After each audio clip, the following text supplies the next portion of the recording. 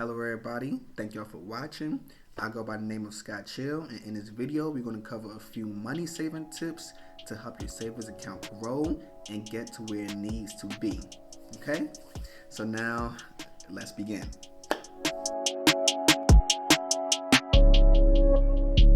Okay, so for tip number one, I'm going to call this one the invisible piggy bank. So essentially what this is having two bank accounts with two different banks. You want your spending account with one bank, saving account with another bank. The reason why is because you want your savings account to be out of sight. Out of sight, out of mind. If you don't see it, you won't spend it. So you open up your saving account with a different bank. So therefore you can continue putting money in that account and you won't see it every time you log into your phone.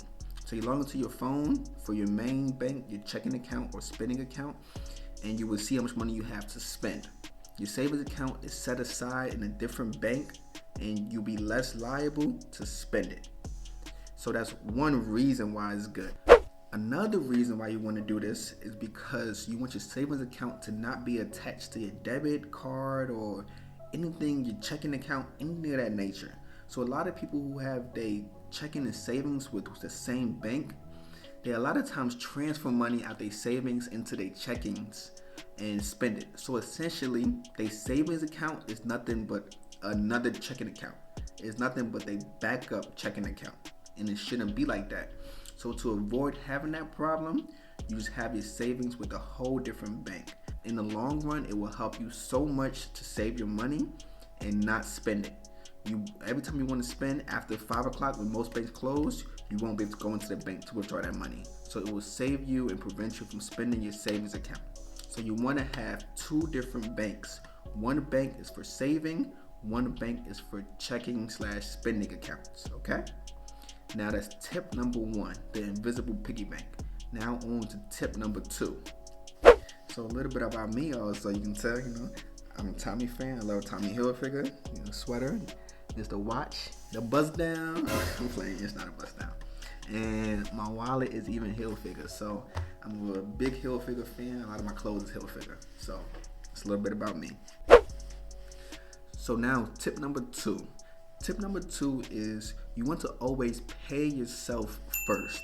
So what that means basically is you always want to put the money aside for savings out your paycheck before you start spending it on bills, groceries, etc. How you get that done?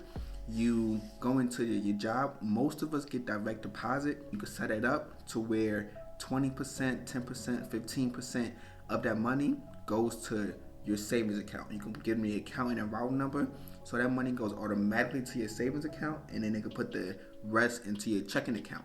So you want to split it before it even touches your account, so you don't have to do all the work of actually having to manually do it after you get paid. So you set it up, the money goes to your checking, the rest goes to your savings, everything is done. Whether your goal is to save 10%, 15%, 20% a month, varies. It's up to your preference or how you want to go about it, but you always want to pay yourself first. So go into that job you have and change it, get them your savings account routing number and account number, and have that money go directly into your savings every 2 weeks, whether you get paid bi-weekly, weekly. Have that money go into your savings account first, and then they put the rest into your checking. So you don't even see it. You're just saving without even knowing it. You're stacking up that bread, you're putting it aside. You're doing what you gotta do, which is good. So you always wanna pay yourself first. Remember that.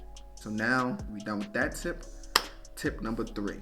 So tip number three varies from person to person, but I call this one the jump start. Let's call it the jump start.